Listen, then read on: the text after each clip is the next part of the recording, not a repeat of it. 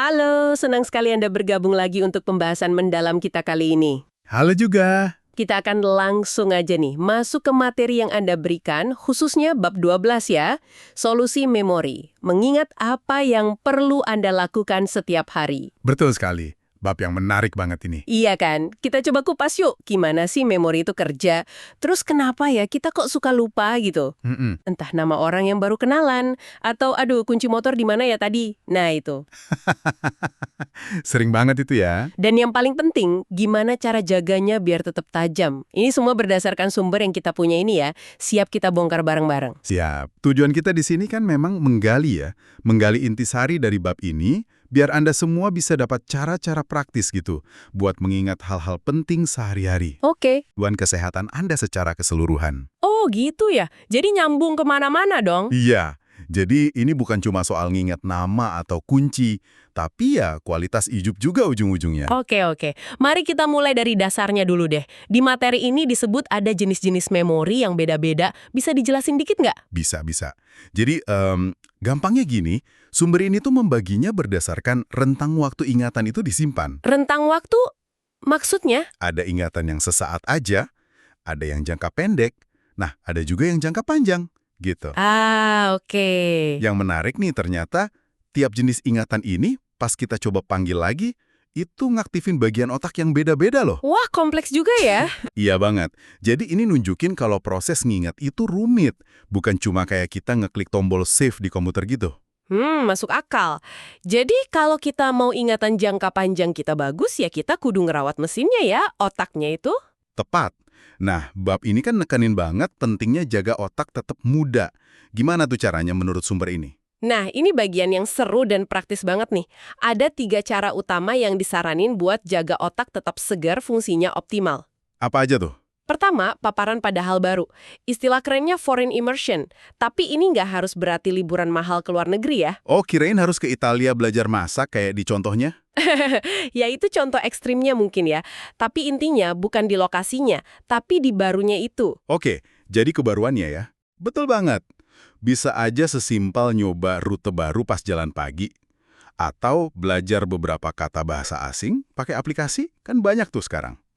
Benar. Nonton film pakai bahasa yang belum pernah Anda dengar sama sekali. Nyoba resep masakan dari budaya lain. Atau dengerin genre musik yang, wah ini apaan nih, baru banget buat Anda.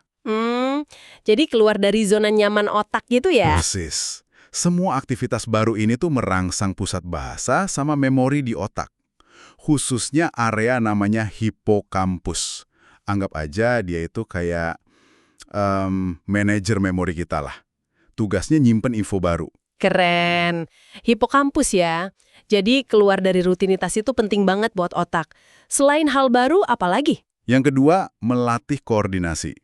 Sumber ini nyaranin buat belajar keterampilan baru yang butuh koordinasi antara pikiran sama gerakan tubuh. Contohnya? Kayak main alat musik gitu. Bisa jadi.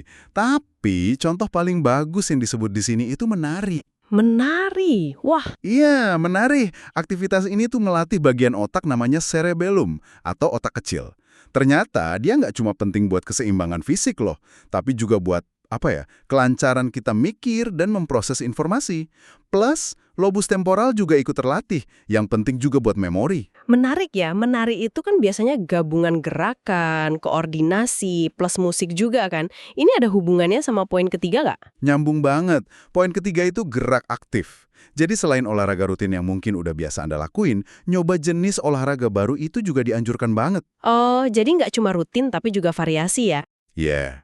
Olahraga itu sendiri kan udah bagus ya, ningkatin aliran darah ke otak, bawa oksigen, nutrisi. Tapi kalau dikombinasikan sama koordinasi, terus mungkin ada musiknya, kayak menari tadi. Nah, manfaatnya jadi berlipat ganda buat pusat pemrosesan dan pembelajaran di otak. Wow, Tapi ada catatan penting nih dari sumber ini. apa tuh? Hindari alkohol pas lagi atau habis aktivitas ini. Soalnya alkohol itu bisa kayak ngehapus manfaat positifnya buat otak. Sayang banget kan? Waduh, iya juga ya. Oke, dicatat. Jadi jaga otak tetap muda kuncinya, aktivitas baru, koordinasi, sama gerak aktif plus variasi. Sip. Sip. Nah, sekarang kita hadapin kenyataan nih. Hmm. Banyak dari kita, termasuk saya mungkin ya, suka ngerasa pelupa. Iya. Menurut bab ini, apa aja sih biang keladi masalah memori yang umum? Kayaknya daftarnya panjang banget ya di situ. Betul. Sumber ini tuh ngasih daftar yang lumayan panjang, faktor penyebab gangguan memori. Biar gampang, kita kelompokin aja ya. Boleh. Ada faktor medis, misalnya gangguan fungsi tiroid, atau kekurangan vitamin penting kayak B12. Terus, efek samping beberapa jenis obat juga bisa ngaruh, kayak obat penenang tertentu atau pereda nyeri kuat gitu. Oke, itu dari sisi medis sama obat. Kalau kondisi otak atau mental gimana? Nah, kondisi kayak depresi, terus gangguan pemusatan perhatian atau ADD-ADHD, atau bahkan ya tahap awal penyakit degeneratif kayak Alzheimer, itu bisa jadi penyebab. Alzheimer ya. Iya, dan satu hal lagi yang ditekanin banget di sumber ini, dampak stres berlebihan. Stres lagi ya. Iya, krusial banget ini. Hormon stres, kortisol, itu kalau kadarnya tinggi terus-terusan, itu bisa jadi kayak racun buat sel-sel di hipokampus tadi. Area yang penting banget buat ngebentuk memori baru. Wah. Jadi, ngelola stres itu bukan cuma soal biar hati tenang, tapi juga soal jaga fisik otak kita loh. Jadi stres kronis itu beneran ngerusak secara fisik ya? Ngeri juga. Terus kalau gaya hidup sehari-hari, kayak tadi tuh lupa naruh kunci motor, apa mungkin gara-gara kurang tidur? Sangat mungkin. Kurang tidur atau kondisi kayak sleep apnea itu loh, yang henti napas pas tidur, itu dampaknya negatif banget. Kenapa tuh? Karena tidur itu waktu penting buat otak nyortir sama nyimpen memori. Istilahnya konsolidasi. Kalau tidurnya keganggu, proses ini juga keganggu. Pantesan kalau abis begadang suka blank ya? Nah, itu dia. Selain itu, sumber ini juga nyebut faktor gaya hidup lain. Misalnya paparan racun lingkungan, kayak dari cat atau bahan kimia lain di ruang tertutup gitu. Serius? Dari cat? Iya, kalau paparannya sering dan di ruang nggak ventilasi. Dan yang cukup signifikan juga disebut penyalahgunaan alkohol sama narkoba. Oh, ini jelas ya. Jelas banget. Bukti dari studi pencitraan otak, kayak SPECT scan yang dibahas di sumber ini, itu nunjukin kerusakan nyata pada fungsi otak akibat zat-zat itu. Oke. Terus kalau cedera atau faktor lain gimana? Ada disebut juga? Ada. Trauma kepala, sekecil apapun, termasuk gegar otak ringan yang kadang nggak disadari, itu bisa berdampak. Terus stroke, bahkan yang kecil sekalipun, bisa ganggu aliran darah dan fungsi otak. Lalu ada kondisi penyakit lain kayak Parkinson atau masalah pembuluh darah di otak. Terus ada faktor lain yang menarik nih. Apa tuh? Kurangnya stimulasi mental atau pendidikan berkelanjutan. Prinsip gunakan atau lupakan atau use it or lose it itu beneran berlaku buat otak. Maksudnya gimana tuh? Ya, kalau otak nggak dipakai buat belajar hal baru, nggak ditantang, koneksi antar sel sarafnya bisa melemah. Sebaliknya, kalau kita terus belajar, aktif mikir, itu kayak ngebangun semacam cadangan atau brain reserve. Cadangan otak? Istilah baru nih. Kayak gimana itu maksudnya? Anggap meja kayak tabungan atau dana darurat buat otak Anda. Semakin banyak koneksi antar sel otak yang Anda bangun lewat belajar, lewat pengalaman baru, makin besar cadangan yang Anda punya. Terus gunanya? Gunanya, kalau suatu saat nanti ada sedikit kerusakan atau penurunan fungsi karena usia misalnya, otak Anda masih punya jalur alternatif buat bekerja. Masih ada cadangan yang bisa dipakai. Ini ngebantu jelasin kenapa orang yang terus aktif secara mental biasanya punya daya tahan kognitif yang lebih baik pas tua. Wah, keren banget konsep cadangan otak ini. Jadi, terus belajar itu beneran investasi jangka panjang ya buat otak? Banget. Oke, tadi kan sempat disinggung juga soal Alzheimer ya. Penyakit ini kan sering jadi momok, bikin khawatir gitu kalau udah mulai berumur. Iya, betul. Apa aja sih faktor risiko spesifik buat Alzheimer yang perlu kita perhatiin menurut sumber ini? Sumber ini memang ngasih perhatian khusus ke Alzheimer. Mengingat prevalensinya, jumlah penderitanya, diperkirakan bakal terus naik. Jadi ini isu kesehatan masyarakat yang serius. Faktor risikonya apa aja? Ada beberapa yang kunci. Pertama, genetika. Ada gen namanya apolipoprotein E. Sering disingkat ApoE. Nah, ada varian namanya ApoE4. ApoE4. Iya. Kalau Anda punya satu atau dua salinan gen ApoE4 ini, secara statistik risikonya memang lebih tinggi buat kena Alzheimer di usia lanjut. Waduh. Jadi kalau punya gen itu pasti kena? Eits, tunggu dulu. Penting banget buat diingat, ini bukan vonis ya. Punya gennya nggak berarti pasti kena. Cuma risikonya lebih tinggi. Sumber ini nyaranin, tahu status gen ApoE Anda itu bisa berguna. Bukan buat nakut-nakutin, tapi lebih kayak lampu kuning aja. Biar kita jadi lebih proaktif, jaga kesehatan otak lewat gaya hidup. Oke, paham. Jadi genetik itu salah satu faktor aja, bukan penentu tunggal. Apalagi nih yang krusial? Kesehatan jantung. Nah, ini poin yang kuat banget di bab ini. Jantung. Hubungannya apa sama otak? Erat banget. Masalah jantung kayak tekanan darah tinggi, riwayat serangan jantung, atau detak jantung nggak teratur, aritmia, itu secara signifikan ningkatin risiko Alzheimer. Pesannya jelas banget. Ngerawat jantung Anda itu sama dengan ngerawat otak Anda. Wah, baru nggak saya? Keduanya itu satu sistem yang saling terkait. Begitu juga dengan penyakit pembuluh darah otak, kayak stroke. Bahkan stroke kecil, yang mungkin nggak kelihatan gejalanya, itu bisa ngelipat gandain resiko demensia. Serius? Sampai segitu ya? Iya. Jadi, ngendaliin faktor resiko stroke, hipertensi, ngerokok, diabetes, penyakit jantung, itu sama aja kayak ngelindungin memori Anda. Ujung-ujungnya balik lagi ke gaya hidup sehat ya. Alkohol, narkoba, sama tingkat pendidikan tadi juga disebut lagi kan, terkait Alzheimer. Iya, disebut lagi. Konsumsi alkohol berlebih sama narkoba jelas ngerusak otak dan ningkatin risiko. Sebaliknya, tingkat pendidikan yang lebih tinggi dan kebiasaan terus belajar sepanjang hayat yang ngebangun cadangan otak tadi, itu terbukti berhubungan dengan resiko demensia yang lebih rendah. Oke, Sumber ini juga nyebut soal kadar homosistein yang tinggi dalam darah. Ini juga faktor resiko. Untungnya, ini bisa dikelola dengan asupan vitamin B yang cukup, B6, B12, sama folat. Terus, ada juga potensi kaitan dengan ketidakseimbangan hormon tertentu seiring bertambahnya usia, baik pada wanita maupun pria. Oke, kompleks banget ya penyebab dan risikonya. Nah, kalau kita nih atau ada pendengar yang khawatir sama kondisi memorinya, langkah evaluasi medis apa aja yang disaranin sumber ini buat didiskusikan sama dokter? Nah, sumber ini nyaranin pendekatan yang cukup menyeluruh ya, buat nyari akar masalah yang mungkin bisa diobati. Tapi ingat, ini harus diskusi sama dokter ya, bukan diagnosis sendiri. Pastinya. Secara umum, evaluasinya bisa meliputi macam-macam. Cek darah misalnya, buat lihat fungsi organ dasar kayak hati, ginjal. Terus, kadar gula darah, status vitamin penting kayak B12 dan D, juga folat sama homosistein tadi. Lengkap juga ya cek darahnya. Iya. Terus, pemeriksaan fungsi tiroid yang lengkap. Penanda peradangan dalam tubuh. Mungkin juga cek kadar hormon tertentu kalau ada indikasi. Kalau dicurigai ada masalah tidur, ya studi tidur bisa relevan. Tes genetik APOE tadi juga bisa dipertimbangkan. Terus kalau pencitraan otak? Dalam kasus tertentu iya. Pencitraan otak kayak SPECT scan itu bisa ngebantu ngelihat pola aktivitas otak sama aliran darahnya.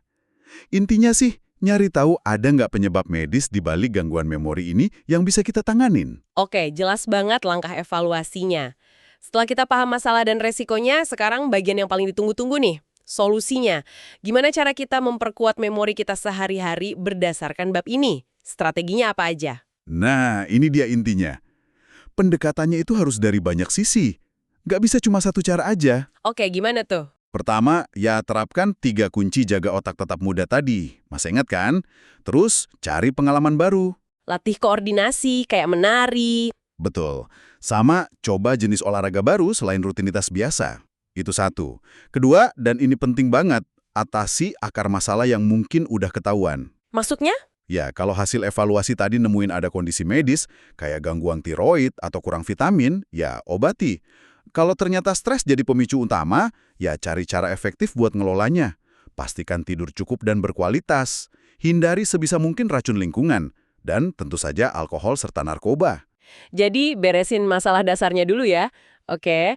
Terus gimana dengan pencegahan spesifik terkait risiko Alzheimer tadi? Kan serem juga tuh. Betul.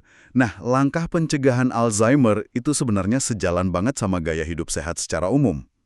Kontrol tekanan darah Anda. Jangan merokok. Itu penting banget. Rutin olahraga. Terapkan pola makan sehat, nanti kita bahas dikit deh soal nutrisi. Siap. Kalau Anda punya diabetes, kelola dengan baik. Pastikan asupan vitamin B cukup buat jaga homosistein tetap rendah. Dan ya, diskusikan soal keseimbangan hormon dengan dokter kalau memang relevan buat kondisi Anda. Oke. Terus kalau soal stimulasi mental sama peran nutrisi, ini kan sering banget kita dengar ya. Sangat-sangat krusial. Otak itu perlu ditantang terus, jangan dibiarin nganggur. Membaca buku, main teka-teki silang, belajar bahasa baru, ikut kursus online, bahkan sekedar ngobrolin topik baru yang seru sama teman. Itu semua bagus. Biar cadangan otaknya nambah terus ya. Persis. Dari sisi nutrisi, sumber ini nekanin pentingnya makanan kaya antioksidan. Gampangnya, ingat aja warna-warni. Buah beri yang warnanya gelap, sayuran hijau pekat. Oh, kayak blueberry, bayam gitu ya? Nah, contohnya itu. Sama lemak sehat omega 3. Ini banyak di ikan berlemak, kayak salmon, sarden, atau bisa juga dari suplemen minyak ikan yang berkualitas. Ini tuh kayak makanan buat sel otak kita. Oke, antioksidan dan omega 3 dicatat. Olahraga sama manajemen stres tadi kan udah disinggung sebagai cara jaga otak tetap muda ya. Tapi ini juga penting sebagai strategi penguatan memori secara umum dong. Tepat sekali. Olahraga teratur itu ibaratnya kayak ngasih pupuk ke otak. Ningkatin aliran darah, ngelindungin hipokampus dari efek buruk stres. Sementara manajemen stres yang efektif, entah itu lewat meditasi, yoga, nyalurin hobi yang bikin rileks, atau sekedar istirahat yang cukup, itu kayak perisai buat memori Anda. Perisai memori bagus tuh istilahnya. Dan jangan lupain tidur berkualitas. Pas tidur itu otak kerja keras loh, ngonkonsolidasi apa yang udah Anda pelajarin seharian. Oke, terus gimana kalau ada masalah kesehatan mental lain? Kayak depresi atau kecemasan gitu, itu ngaruh juga kan ke memori? Ngaruh banget. Kondisi kayak depresi, kecemasan, atau ADHD itu perlu ditangani dengan serius. Karena dampaknya ke konsentrasi dan memori bisa signifikan banget. Seringkali dengan ngobatin kondisi ini, fungsi memorinya juga ikut membaik. Jadi semua nyambung ya? Iya. Terakhir nih, sumber ini juga nyebut beberapa suplemen yang diteliti potensinya buat memori. Kayak ginkgo biloba, terus fosfatidilserin atau PS, ada juga sage, vinpochetin, kurkumin, huperzine A. Wah, banyak juga ya?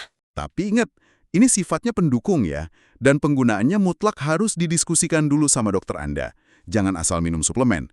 Sama halnya kayak obat resep buat kondisi spesifik, kayak Alzheimer, itu udah pasti ranah medis profesional. Oke. Jadi dari semua penjelasan tadi, kerasa banget ya kalau jaga memori itu bukan cuma urusan di kepala doang, tapi terkait banget sama kondisi tubuh kita secara keseluruhan. Bener nggak sih? Banget, sangat erat. Ini mungkin pesan terkuat dari bab 12 ini ya, apalagi kalau kita lihat dalam konteks keseluruhan buku sumbernya, yang emang ngehubungin fungsi otak sama kesehatan tubuh. Jadi kayak dua sisi mata uang gitu ya? Bisa dibilang gitu. Ngerawat memori itu penting biar Anda bisa ngejalanin program kesehatan dengan baik. Sebaliknya, ngerawat tubuh itu krusial buat jaga memori tetap tajam. Banyak strateginya tumpang tindih kok. Hindari yang ngerusak, racun, stres, kurang tidur, kasih yang baik, nutrisi, aktivitas fisik dan mental, dan tangani masalah kesehatan sedini mungkin. Contoh pasien di awal bab itu jadi relevan banget ya di sini, yang katanya susah ngikutin program kesehatan gara-gara fungsi otaknya kurang optimal. Persis. Sumber itu kan ngasih contoh gimana prefrontal cortex atau PFC yang lemah, ini bagian otak buat perencanaan, ngambil keputusan, bikin orang jadi susah disiplin ngejalani rencana sehat. Oh ya, bener. Atau lobus temporal yang lemah, area penting buat memori dan belajar, bikin dia susah ngingat instruksi atau saran kesehatan yang dikasih. Jadi, yaitu tadi, memperbaiki fungsi otak secara keseluruhan, termasuk memori, itu jadi fondasi penting buat sukses mencapai tujuan kesehatan fisik Anda. Luar biasa ya pembahasannya. Kayak banget insight dari bab 12 soal solusi memori ini. Kalau ditarik benang merahnya nih, kesimpulan utama apa sih yang bisa kita bawa pulang? Kesimpulan utamanya, gini. Jangan pasrah sama anggapan kalau penurunan memori itu udah pasti terjadi seiring nambahnya usia. Nggak harus gitu. Oh, jadi bisa dicegah atau diperlambat ya? Bisa banget. Sumber ini nunjukin kalau dengan langkah proaktif jaga gaya hidup sehat, terus stimulasi otak, tangani masalah kesehatan yang mendasari, Anda tuh punya kekuatan besar buat mempertahankan memori yang tajam. Oke. Termasuk yaitu tadi, punya tubuh yang lebih sehat. Sip. Nah, sebagai penutup nih, mungkin satu pemikiran buat Anda semua yang dengerin. Mengingat sumber ini nekenin banget pentingnya aktivitas mental baru buat ngebangun cadangan otak.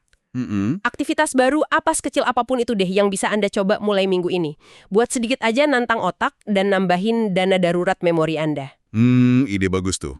Mungkin nyoba masak resep baru yang belum pernah Anda bikin sama sekali, atau sengaja dengerin satu genre musik yang bener-bener asing gitu di telinga Anda. Coba aja. Tantangan kecil ya?